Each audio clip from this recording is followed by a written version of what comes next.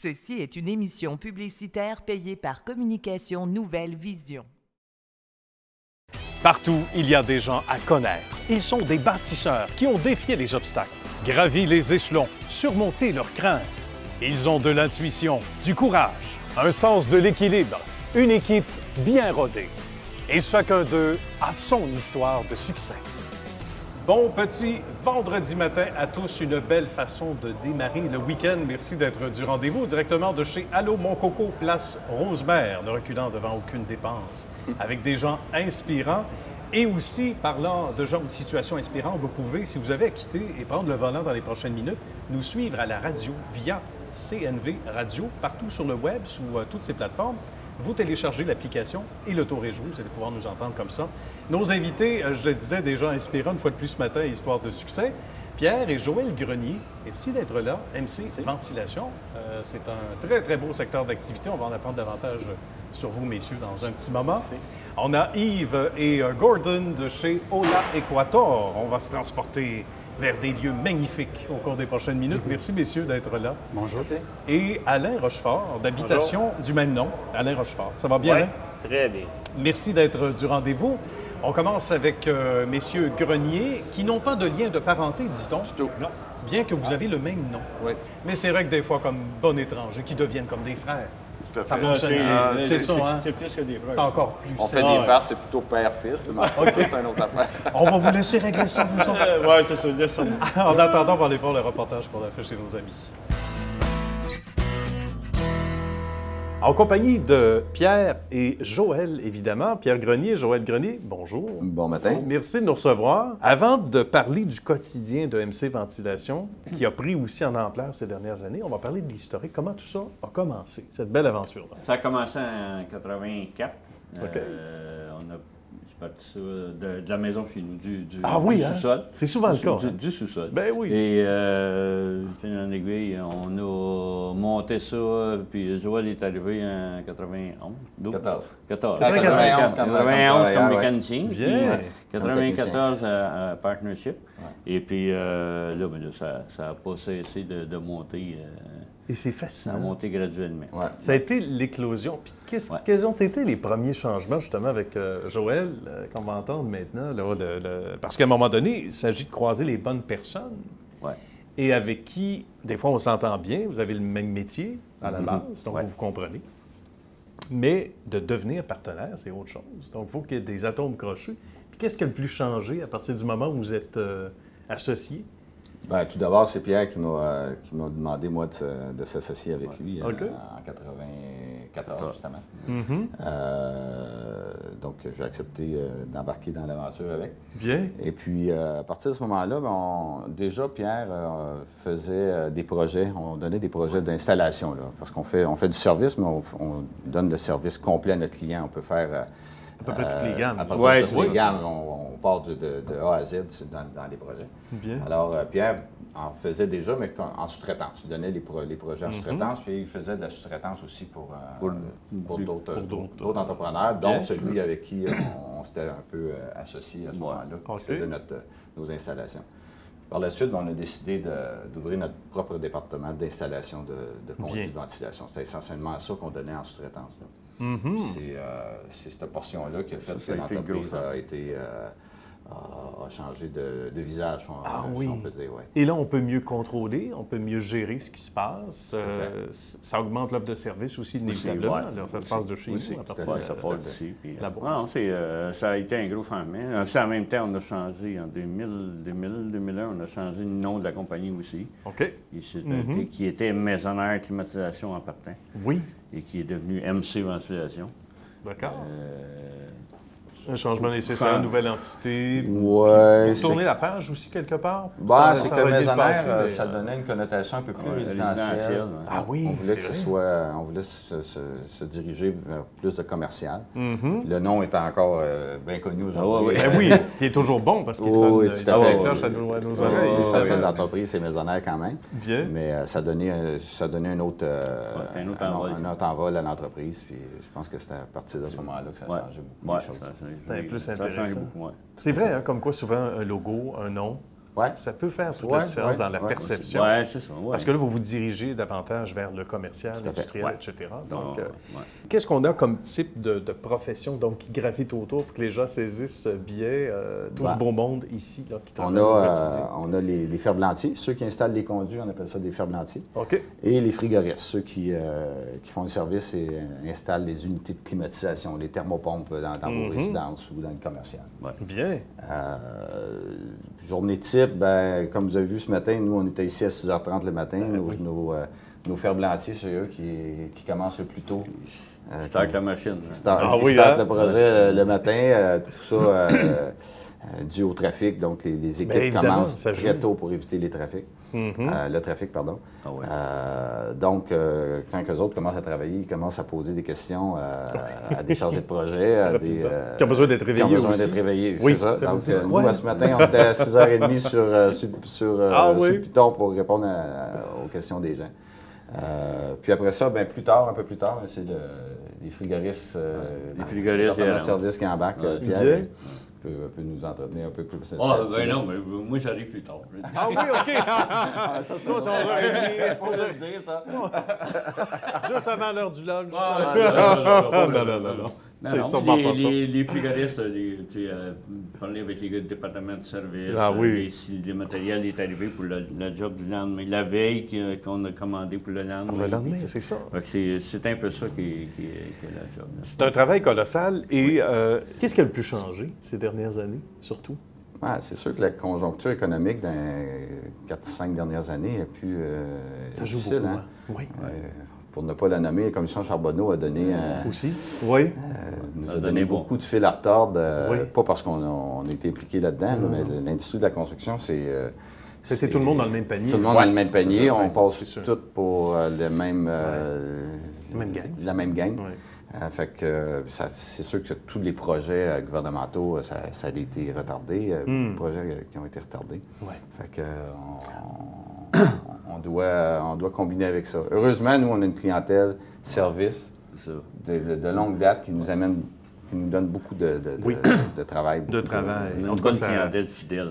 Une clientèle on est fidèle à eux, mais eux sont... C'est ça, il y a une loyauté. On peut les remercier. Vraiment, ça nous a aidé beaucoup. Ça se transmet dans nos employés. Juste une parenthèse dans nos employés. On a des employés ici, une dizaine certains, c'est entre 30 et... une dizaine d'années pour l'entreprise. Ah oui, hein?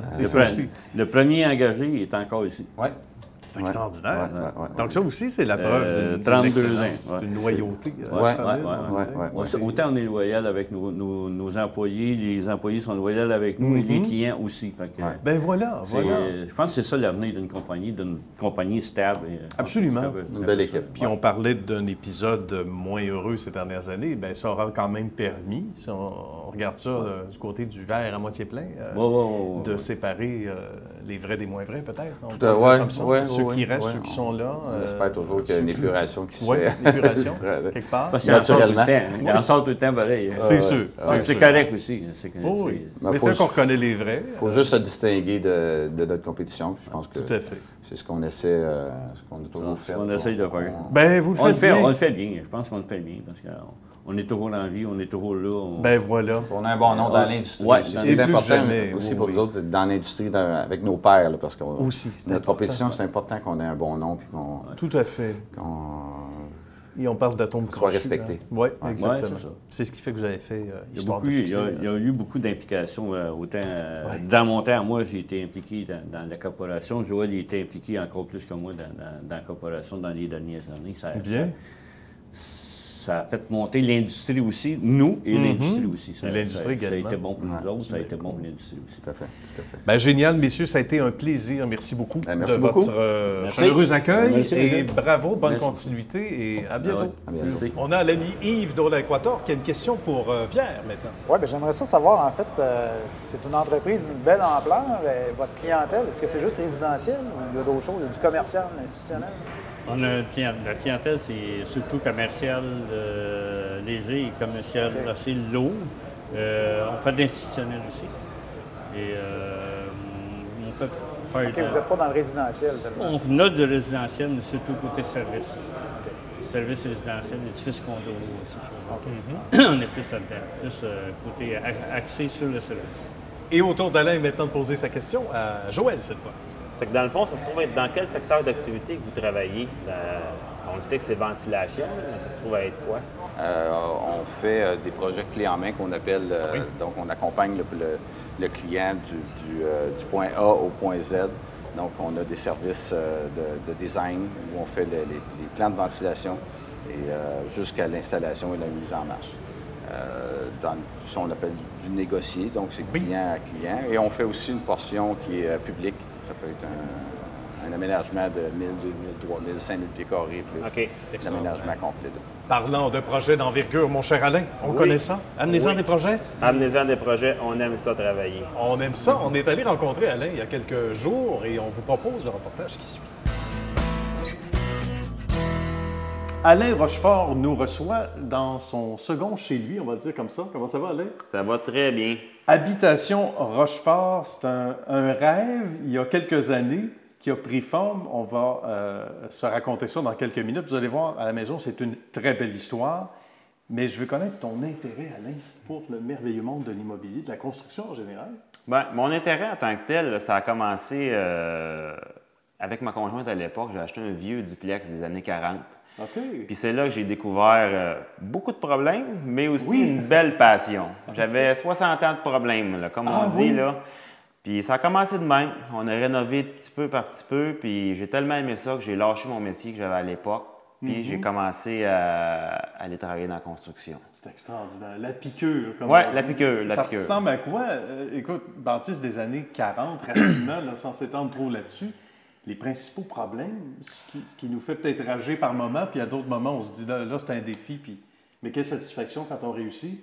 Regardez, les problèmes, c'est juste que c'est Monsieur Tout-le-Monde qui a rénové, comme bon lui semble. Puis c'était correct. Il n'y a rien qui est fidèle au Code national du bâtiment. Ça fait que c'est à partir de là que tu te mets à réparer, puis tu fais venir des sous-traitants, puis les gars, ils te disent, ben ça fonctionne pas, ça c'est plus bon, c'est plus la norme, ça c'est illégal, on peut pas travailler là-dessus, il faut le changer. Ça fait que là, ben de fil en aiguille, on n'a pas le choix, on se conforme. J'ai vraiment aimé ça, puis j'ai commencé à travailler dans ça. Est-ce qu'il y avait 8 couches de tapisserie? Non, mais il y avait 3 divisions, une par-dessus l'autre. Ah oui! Le début des beaux problèmes. Et là, il y a le frérot ou le grand frère? Oui, absolument, mon grand frère. OK. Mon grand frère aussi, qui était technicien en architecture à l'époque. Il travaillait un petit peu sa construction lui aussi. OK. À un moment donné, on s'est dit, pourquoi qu'on travaille pour les autres? Pourquoi on ne travaillerait pas ensemble à la place? Bon. Puis on a fondé notre compagnie qui s'appelait Les Habitations Rochefort. Bien. Et là, le premier projet, parce que c'est beau, un souper entre frérots, ou peu importe, au moment où vous avez tous les deux pris cette décision-là. Mais dans le concret, on commence avec quoi? C'est le jour J, là, quand on doit commencer. Un projet de rénovation pour un, pour l'autre. On s'affiche dans les journaux, on s'affiche sur Internet, de bouche à oreille. Il y a du monde qui nous aide. Bon. Puis là, ben, la passion grandit et grandit et grandit jusqu'au jour qu'on s'est dit, on fait le saut, on se construit une maison. On a ouvert une maison modèle. C'est extraordinaire. Et là, on rentre dans le concret. Oui, parce que les rénovations, c'est pas du concret, mais au contraire, justement, ça fait partie du bagage. Bien, c'est du concret, les rénovations. Oui. Le marché de la maison neuve, c'est un projet en tant que tel. Le marché de la rénovation, il y en a des petits, des gros, des ultra gros. C'est quelque chose d'autre aussi. C'est sûr. Puis ça a été quoi le principal défi? Ou parce que là, vous avez sauté à pieds joints dans de l'inconnu. Oui. C'est ça qu'on aime, des entrepreneurs. À un moment donné, il faut faire le saut. Ça a été quoi les plus grandes surprises, peut-être moins bonnes ou bonnes au départ? Qu'est-ce qui vous a le plus étonné, tous les deux? La complexité des rénovations. Ah oui? Le marché de la maison neuve, c'est du nœud. Oui. On construit selon les règles de l'art. Puis c'est vrai, chaque constructeur, chaque sous-traitant, plomberie, électricité, ventilation, le gyps, peu importe c'est quoi, les gars, ils savent ce qu'ils ont à faire. Oui. C'est plus facile de travailler dans un marché de neuf.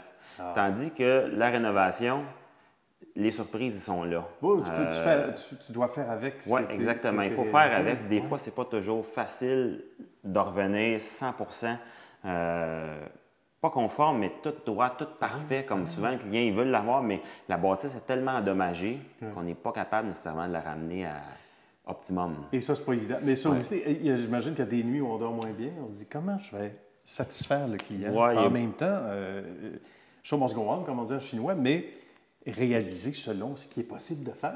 Ça, c'est beaucoup de nuits que tu te demandes qu'est-ce qu'on va faire demain? Comment qu'on va régler ce problème-là? Qui d'autre qui pourrait m'aider dans cette chose-là? Oui, ça arrive souvent. Et la famille s'agrandit à un moment donné, quelque part. Et je parle pas juste des Rochefort, mais oui, un enfant, mais j'allais dire la famille de ceux et celles qui contribuent à faire tourner la roue. Parce qu'à un moment donné, on a des sous-contractants, à gauche et à droite, peut-être? Oui, il y a beaucoup de collègues qui deviennent des amis. J'ai des collègues que ça fait 10 ans, ça fait que 16 ans qu'on est en affaires. Il y en a que ça fait 10 ou 12 ans qu'ils travaillent avec moi.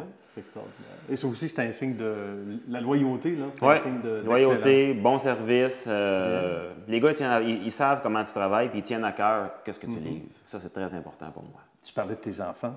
Et ça aussi, conciliation, travail, famille, ça prend une bonne conjointe? Ça prend une bonne conjointe, oui, mais à chaque bébé, on s'adapte. On ajuste les heures de travail, on ajuste les cédules, il faut s'arranger garderie, tout ça ensemble, là, oui. Avec une cédule très chargée de clients, beaucoup de bonheur. Oui, j'imagine. Et un agenda rempli comme ça. Et là, on va parler des projets en cours. Et là où on se situe actuellement, c'est important que les gens voient, c'est important que les gens touchent.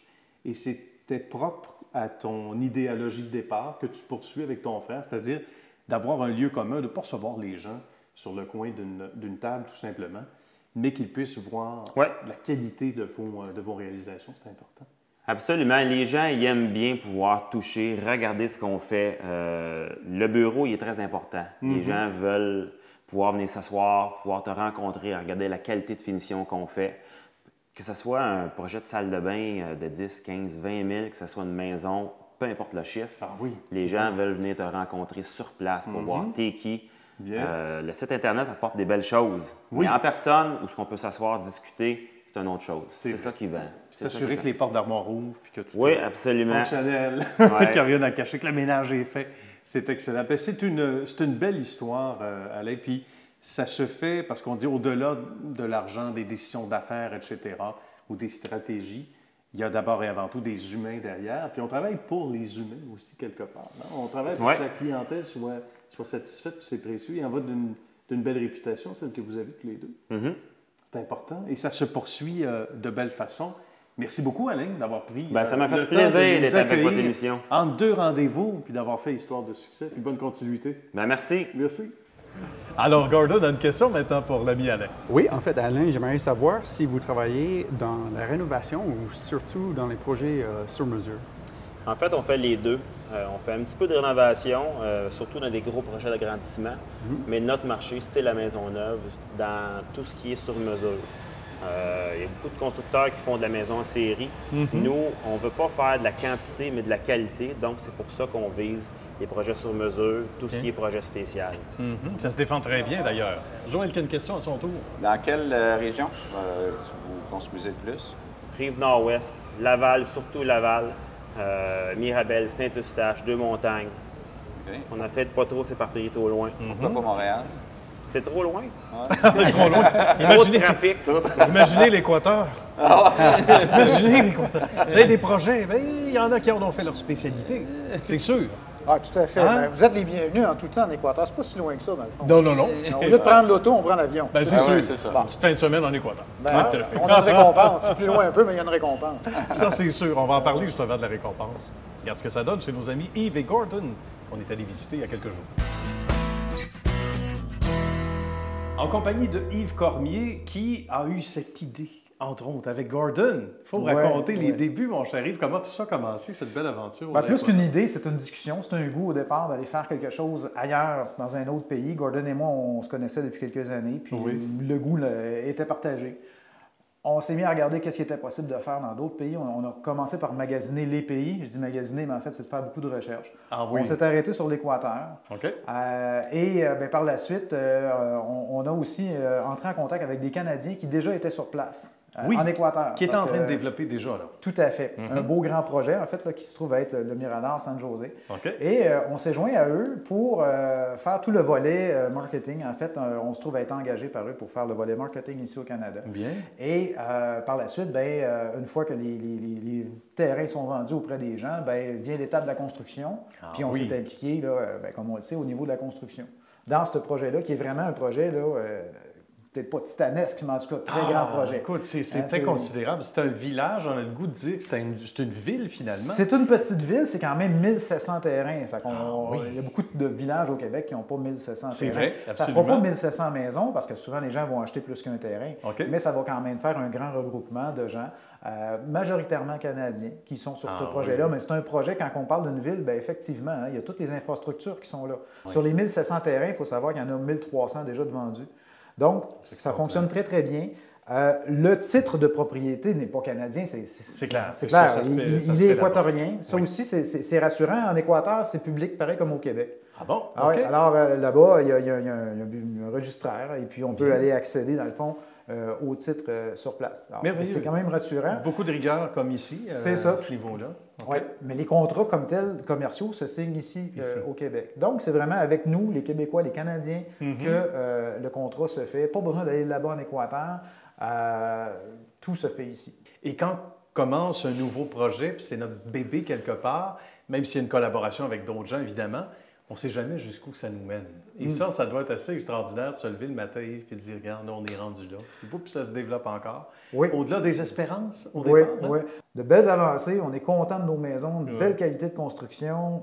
Les gens sont contents. Et en fait, ça fait des maisons comme on ne pourrait probablement pas s'acheter ici au Québec. C'est extraordinaire comme maison. Et c'est dans un bel environnement. Bien justement, puis en terminant, c'est le meilleur des deux mondes parce qu'on se sent un peu chez soi, mais aussitôt qu'on sort, on est dans la réalité équatorienne, donc ce qui n'est pas rien, ce qui change de notre paysage au quotidien. Merci beaucoup, Yves. On se tourne du côté maintenant de Gordon et de José. Gordon, copropriétaire, évidemment, avec Yves, et José, qui est designer d'intérieur. Vous êtes dans un magnifique domaine dans les deux sens du terme, on peut le dire comme ça. On va raconter d'abord, ce qu'on fait au quotidien, José, parce que là, on prend vraiment le projet initial, on accompagne le futur client éventuellement jusqu'à la réalisation de son rêve. Exactement. Comment on fait ça au quotidien? Alors ici, au bureau à Gatineau, on fait tout ce qui est du design de la maison pour pouvoir la construire sur le chantier. Bien. Donc, avec nous, on est 4 designers ici au bureau. Donc, avec nous, dans le fond, on fait le plan conceptuel de votre maison, jusqu'à tous les plans de la cuisine, les céramiques, les choix des matériaux, jusqu'à temps que les plans architecturaux se font. Puis là, après ça, c'est envoyé au chantier pour la construction. Mais là, on ne parle pas du Québec, on ne parle pas du Canada, on parle de l'Équateur. Donc, réalité, évidemment, au niveau des matériaux, disponibilité, etc., ce qui fait qu'on ne construit pas de la même façon qu'ici. Ça a-tu représenté un défi au début, ça? Absolument. Ça a été un défi. On a pris notre temps, d'ailleurs, de bien étudier le marché. On a pris un bon 2 ans à étudier ça avant de construire notre première maison.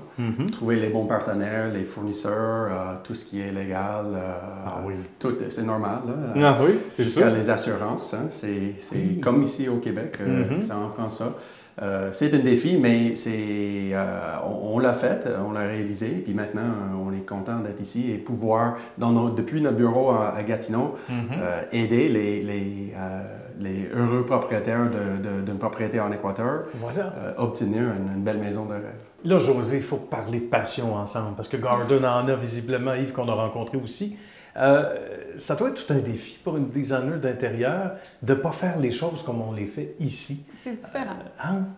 Parce que c'est à distance aussi. Oui. Mais on a une bonne équipe là-bas aussi qui nous aide, qui nous supporte beaucoup. Là. Mais surtout le fait que les clients ne peuvent pas toujours voir et toucher les finis.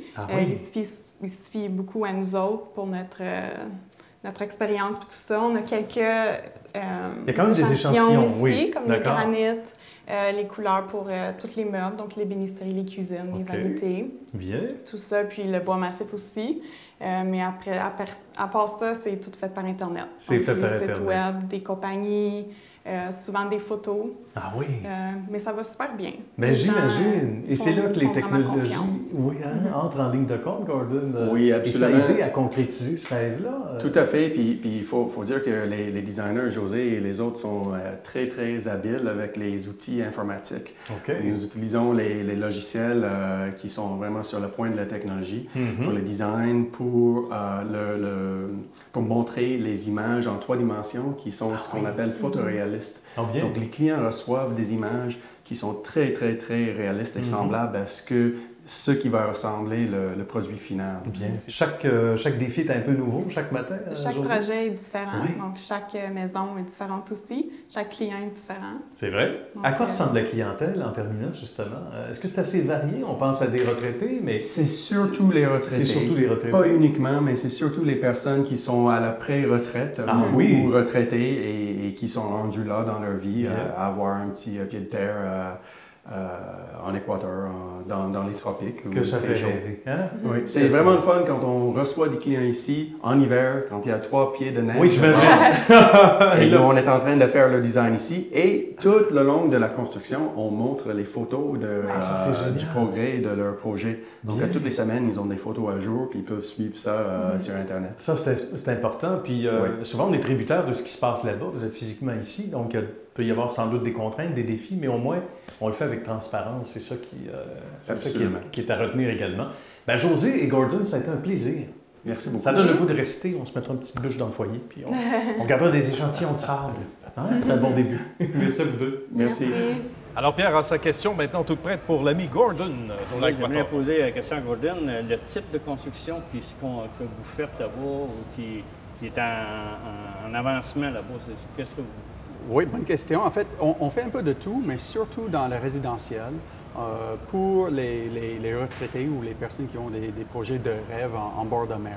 Wow. Donc, c'est surtout les maisons sur mesure, mais aussi un peu de catalogue. Ils peuvent choisir parmi nos plans standardisés. Un peu de tout, mais surtout dans le résidentiel, un tout petit peu de commercial. Alors, Alain, maintenant une question pour Yves. Oui, absolument. Yves, comment vous fonctionnez pour les lotissements? Est-ce que c'est déjà tout fait ou vous achetez des terres agricoles puis le dézonage se fait? Bien, c'est un peu un mélange des deux, c'est-à-dire que, comme par exemple, un des grands projets sur lequel on travaille là-bas en Équateur, de 1,3 km de long par 1,5 de large, en bord de mer, bien, ça, c'est pas nous autres qui s'occupent des infrastructures. Donc, on n'est pas en charge de ça. On est, en fait, l'aile marketing de ce projet-là, ici au Canada et un peu aux États-Unis. Et dans d'autres circonstances, il y a d'autres projets plus petits un peu, où on va aussi s'occuper des infrastructures à ce moment-là, de A à Z avec ingénieurs civils, ingénierie civile, etc. Donc, c'est un mélange des deux, là-bas en Équateur. C'est fascinant. Vous êtes tous des personnages inspirants. On va faire un dernier tour de table en vous demandant vos adresses web respectives pour tous les détails, entre autres, sur MC Ventilation. On fait quoi sur le web? On vous trouve comment? Donc, c'est mcventilation.com, un site qui vient tout juste d'être fait, bien, justement. Revampé à 2.0. Bon, on aime ça. Une ventilation toute fraîche. Pour deux amis d'Ola Équateur, Yves c'est tout simple, c'est comme le nom de la compagnie, c'est olaequateur.com, donc Ola, H-O-L-A. Ça veut dire bonjour, évidemment, en espagnol. Et on vous dit un bon bonjour en même temps, passant par le site web. Et finalement, Alain, pour les habitations, Alain Rochefort. Oui, c'est www.habitationrochefort.com. Très bien. Bien, merci à vous tous d'avoir été là, messieurs. Merci. Ça a été un plaisir. Merci. Et moi, je vous dis à la semaine prochaine. Merci d'avoir été là. Merci tout le monde. Merci. Merci.